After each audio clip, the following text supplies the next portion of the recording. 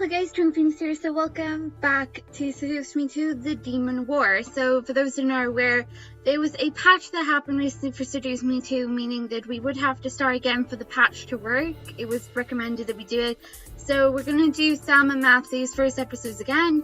I'll put the other ones on private. This will be clearer audio, better quality, so on and so forth. Let's see how much we can get done for this, and I'll upload Matthew's. And then do something else, and then tomorrow you should have one for each boy, plus some other stuff. Hopefully, fingers crossed, if all goes well. Guarantee something's not going to go right. Anyway, let's go. Is this wise? Certainly this is wise, Shadow. What are we talking about? What other choice do we have? Well, you actually haven't told me the choices, Faye, so, you know. We have plenty of choices. Why be impatient about this? Well, if you told me the choices, maybe then I could actually judge what you're referring to. Sergeant or Sergeant, can never get your name right. The Demon Lord is vulnerable now. We can't wait any longer. Actually, can I show you, Benny? You can wait for a very long time.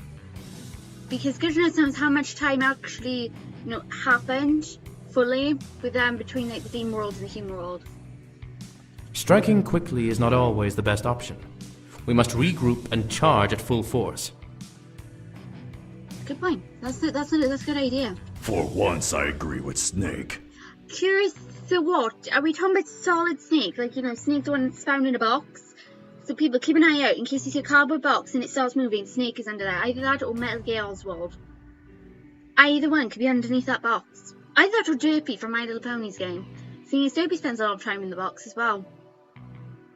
Seems everybody wants to be Snake lately, don't they? Anyway.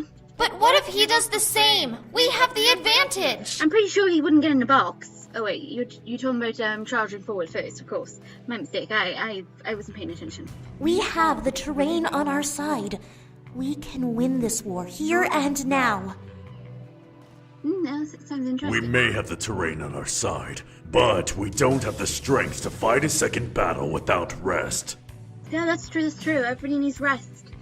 Otherwise, you'd be tired. You could fall asleep on the battlefield.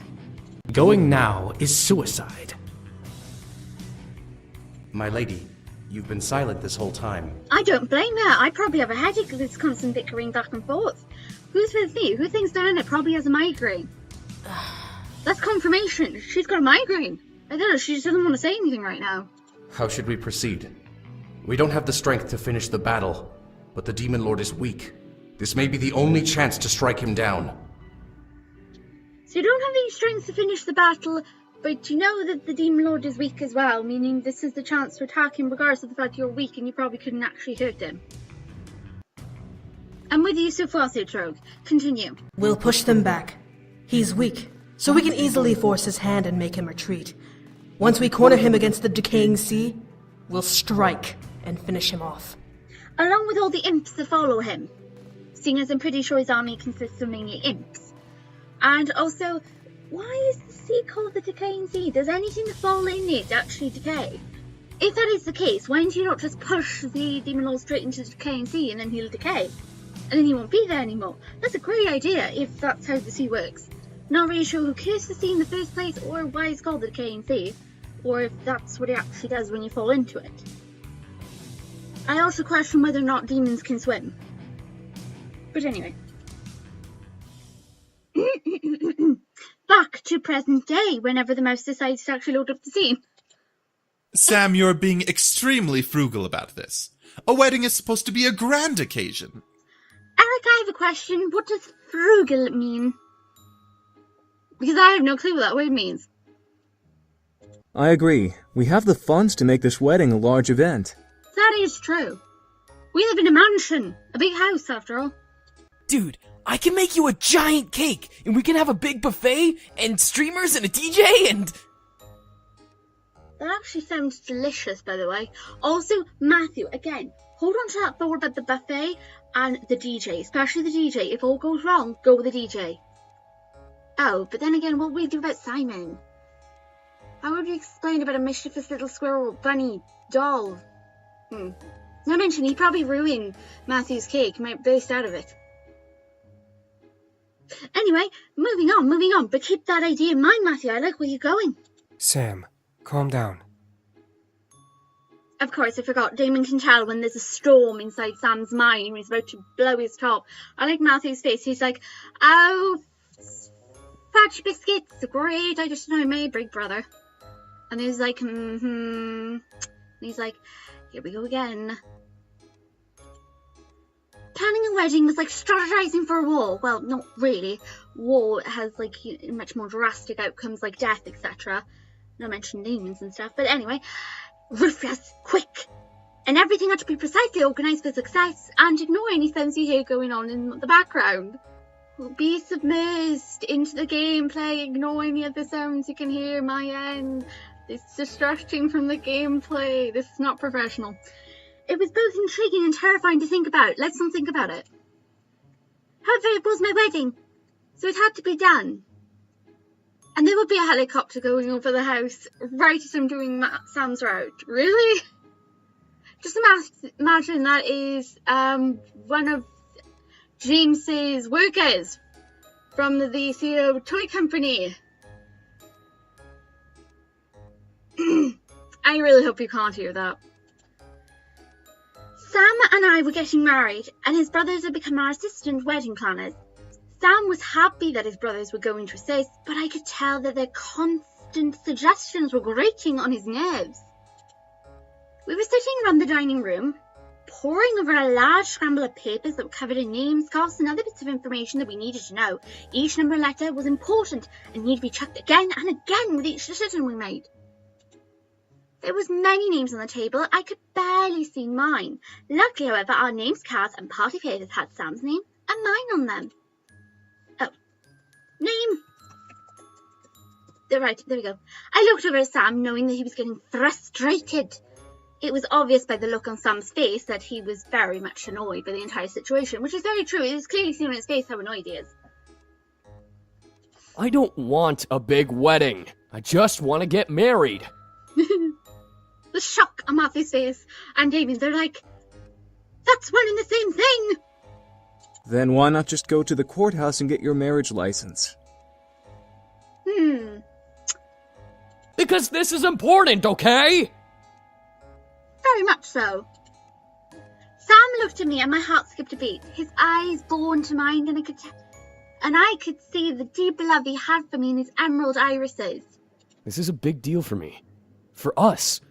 I do really want a wedding, but just not a big one. Alright? Yes, totally. Also, James, do something with your helicopter overhead. Seriously, what the hell? I apologise if you can hear people in the foreground, and I apologise if you can hear a helicopter overhead. I don't know what is going on today. Normally it's not this hectic. Then again, there's a carnival not that far away from where my house is. Isn't that wonderful? Down at the rugby club. Wales. Not always quiet. And there goes my stepfather outdoors. Great. Things are going fantastic for this Let's Play. No worries. We'll continue on like we're pretending to be professionals. Right.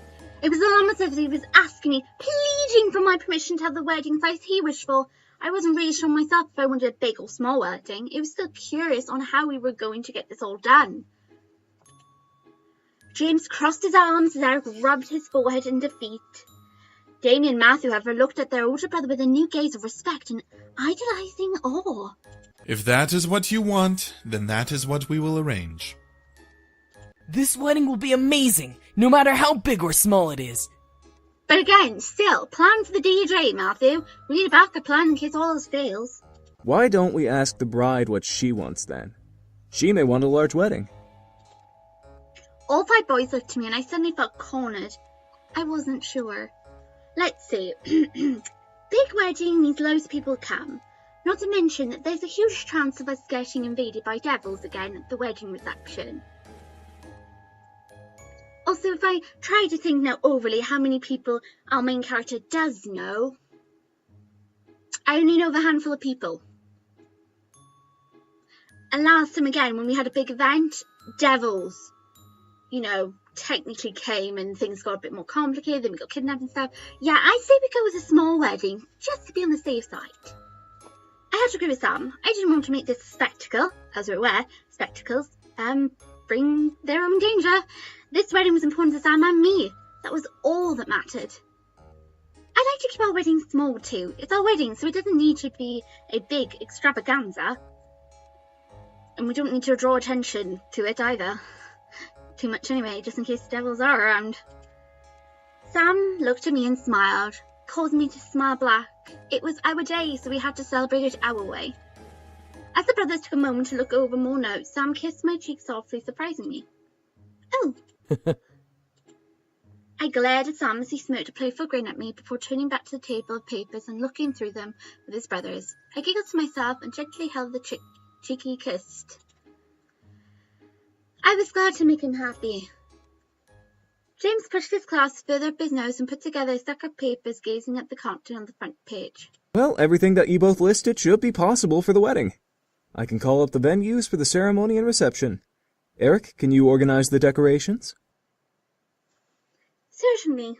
As the boys then divided up their work, before I was able to step in, my phone began to ring, as it normally does whenever something important starts happening. My screen showed Naomi's face and I stood from my seat. Also, you updated your ringtone. I've only now noticed that. Well done. I'll be right back. I've got to take this.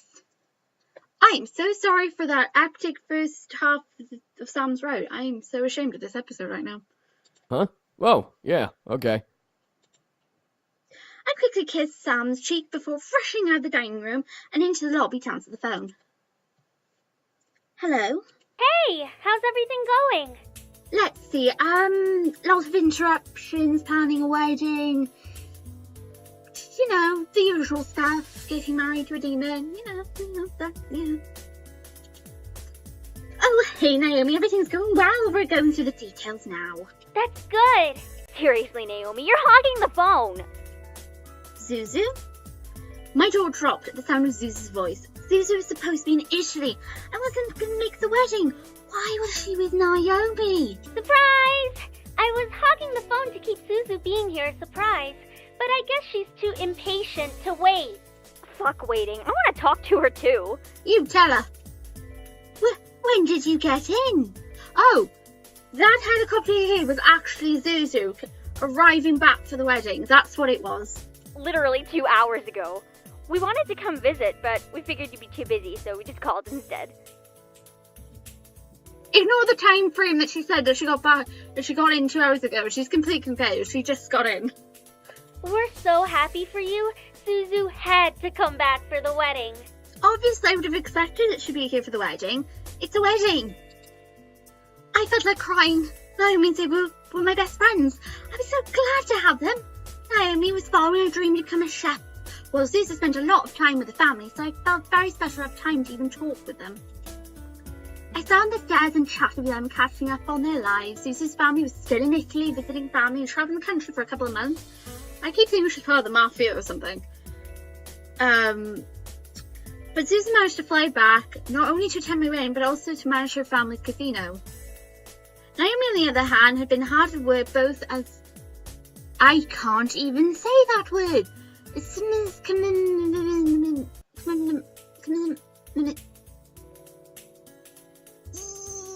can't say that word.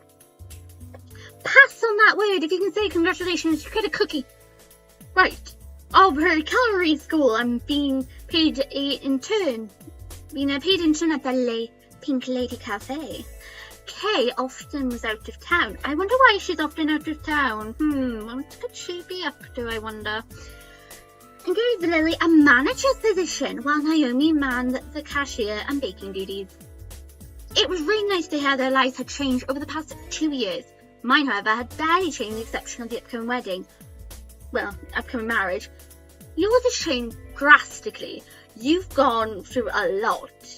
Besides the passing of your grandfather, finding out you've got magic, meeting incubis, meeting a succubus, nearly getting fed to a beast by Diana, getting kidnapped, meeting devils, nearly getting shot. But hey, that's barely anything's changed, honestly. Barely anything's changed. Oh, and let's not forget, you've also got a living, talking little doll that walks around now called Simon Tabby. But seriously, nothing much has changed in the past 2 years. I was going to college for a degree I wanted, and I was halfway to my bachelor's degree. I'm not really sure what that is, because we don't have that in the UK. However, my classes weren't hard, and they were very lenient towards me because I was Harold Anderson's granddaughter. Part of me was frustrated at the special treatment I received, while the other part of me was flattered. Sam, however, went into the police force. With the help of his Incubi magic, he was able to don a badge and serve the community well. Everyone knew him and loved him for his hard work, despite his boss being jealous of him at times. I never understood why he joined the force, but I was very happy to know that he felt the need to help people like I did. So, are you ready to get married? Yes! But I can assure you, probably nothing's going to go to plan. It's a lot to take in, I will admit. Aha! You're dancing around the question. Not really, I'm sitting in my chair right now, but go ahead. Suzu, stop teasing.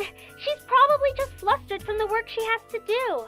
Yes, very flustered. Wait, why would I be flustered?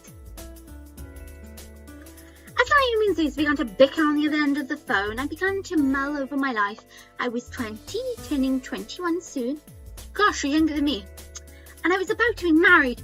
Married! Was I going too fast? Nope. My mind began to picture Sam and how happy I was when he proposed to me. Again, be sure to check out that special episode that you can get of Sam when he proposes. It's very romantic. And when I said yes, my heart fluttered at the image. I couldn't help but smile. I had made the right choice. As I thought of Sam, I couldn't help but let the memories of our relationship dance around in my mind. He was sweet and loving, but at the same time he was hardworking, protective, and proud to be mine. He proved his love for me every time he held me and kissed me. And when we think back of everything that happened with Sam, we can't help but chuckle and laugh. Sam had a hard time expressing how he felt. Not mention, was it really neat for you to nearly fall off the roof? You could have died. I bet you two already had sex, though, so there won't be that awkward virgin honeymoon, huh? Leave it to Zuzu to get straight to that stuff. Abwa? What is abwa? What?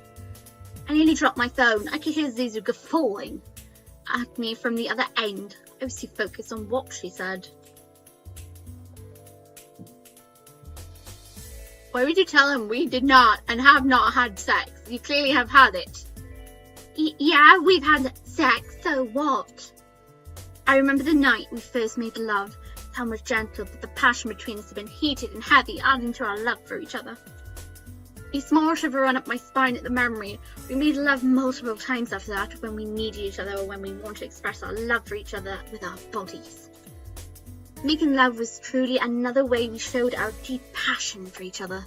Hell yeah, that's what I'm talking about. Don't worry, girl. You're not the only one who no longer has her virginity. Who you slept with? What? You too? Am I the only one who still hasn't had sex yet? Aw, Naomi. It's alright, Naomi. It's not like sex is mandatory, Naomi. Calm down. I couldn't help but chuckle a bit. We were so different, but we truly loved each other, and we were close enough to talk about anything. Well, except for the fact that I have yet to tell them the truth about the Incubi Brothers, the demons, or the fact that Simon Tabby is a real living talking doll. Or that the devils are real. But other than that, I can tell them anything. But hey, we gotta let you go, okay? We haven't eaten and it's almost 9 p.m. Goodness, you should have ate. Geez, go get some food. We can chat tomorrow or something. You got it, Chica. We'll call you whenever we're free, even if it's not tomorrow. For now, food! You know, I questioned the fact whether or not she just called me Chica from Five Nights at Freddy's, or she's just meaning as Chica as in a word that people do call others. So I've never been called Chica before. Alright, we'll talk to you later. Okay, bye. Take care of Bonnie. I mean Zuzu. Yeah, call you guys soon.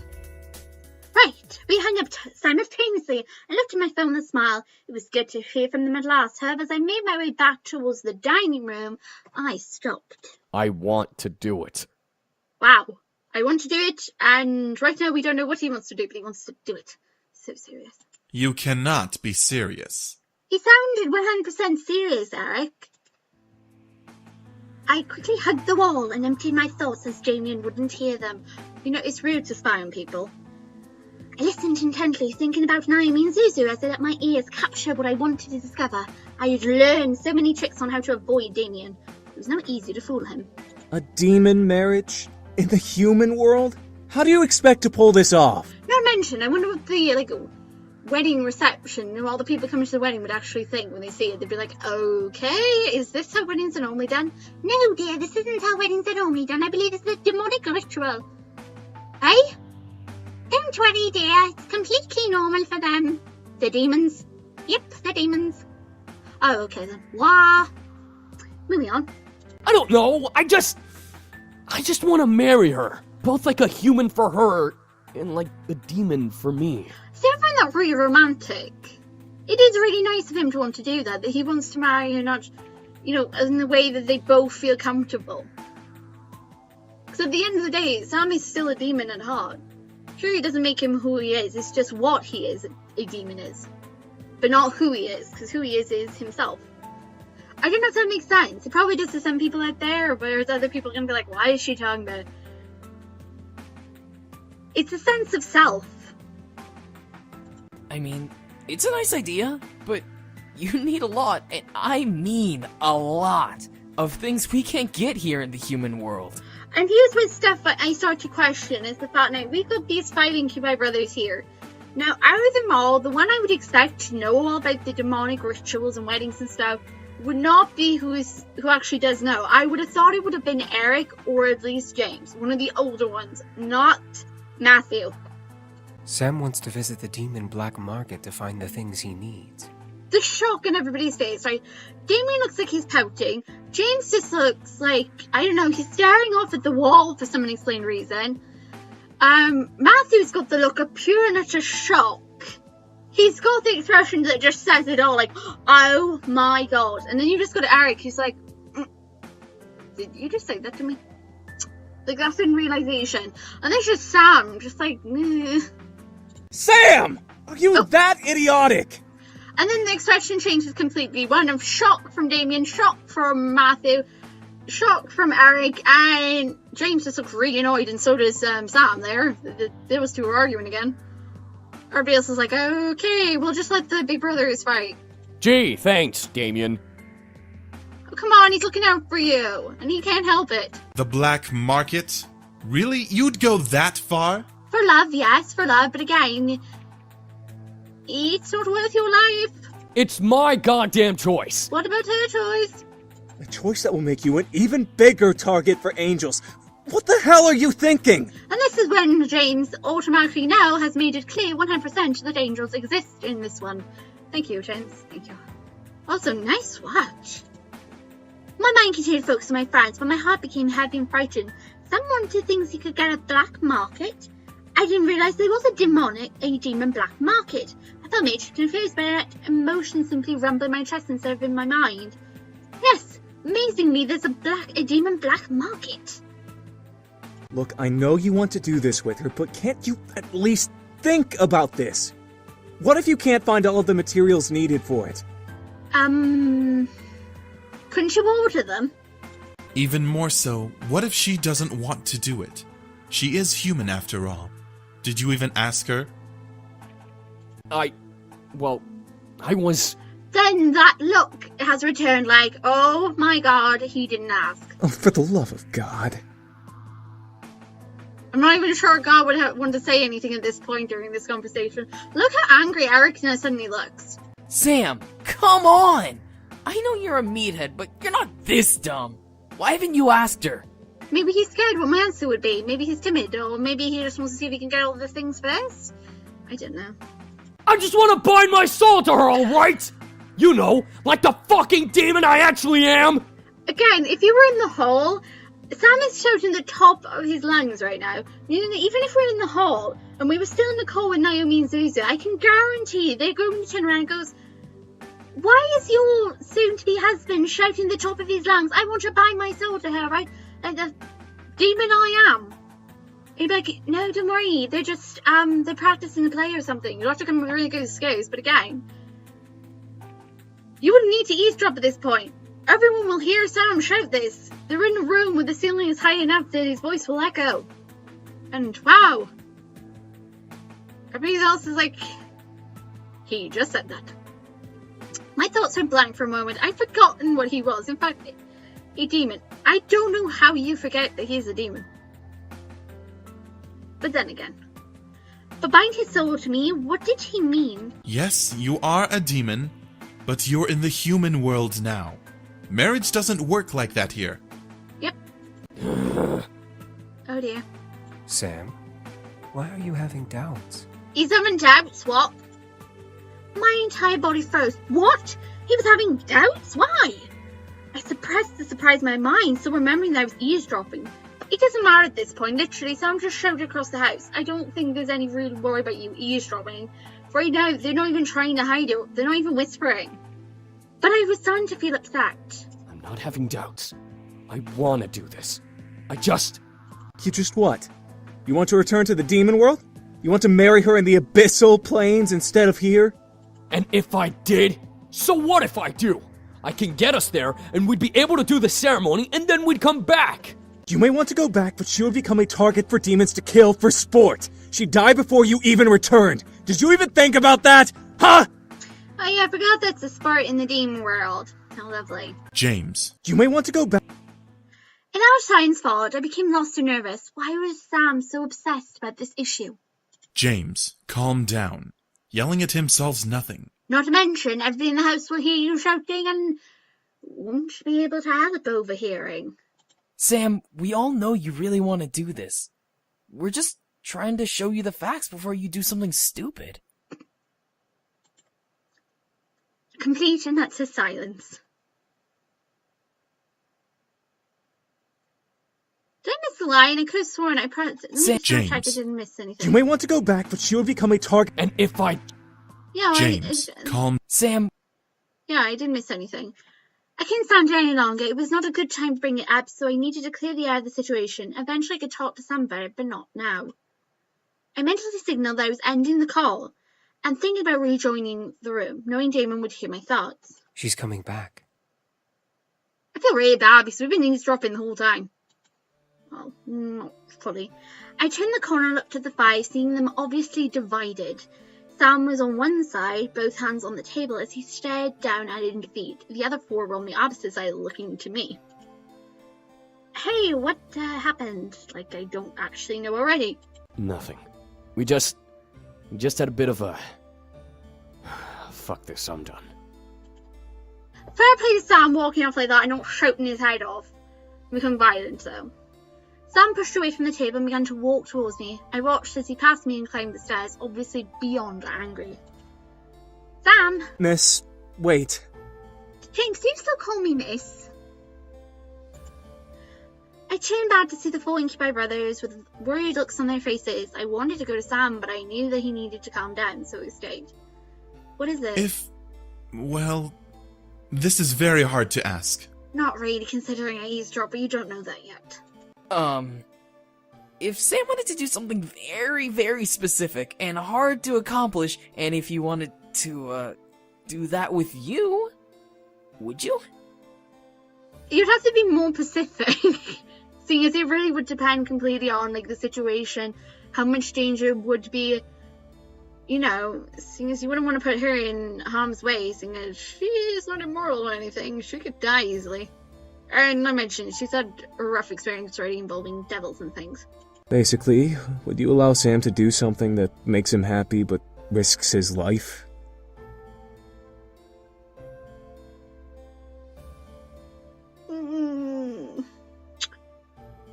Oh, that's a tough one.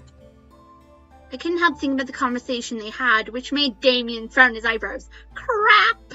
You heard everything. Well, in my defense, you were shouting across the house. Don't look at me like that. Seriously. You, James, and Sam were shouting at the top of your lungs at each other. So it's no surprise I overheard, so don't you dare give me those looks. You can't deny that nobody else in the room would have not heard this. You did? Well, you were shouting. I closed my eyes. There was no denying it, but Was it something I needed to talk about with them? I knew I had to talk about it with Sam, but with his brothers? Well, might as well. The brothers know stuff. Why not? They know more about this than I do. More than you do. So yeah, we'll talk with them. We'll talk about it with them next time. Okay, so where's the save? Right, this is Sam's save. Hopefully I remember this is Sam's. Okay. So next time we come back with Sam, we'll be talking to the brothers about the whole entire ordeal. Sorry I have to keep the episode small. I am trying to stretch them out and obviously work on other stuff at the same time. So I really need to get a schedule done. Anyway, you guys, bye. See you next time. Sorry for all the interruptions with this episode. I greatly apologize. Normally that's not how I do my Let's Plays, and I'm so sorry that it happened like that. Hope this episode is still acceptable to you guys and you don't mind it. So you guys, bye. See you next time in more Seduce Me on Sam's route. And my mouse apparently stopped working. Bye guys, see you next time.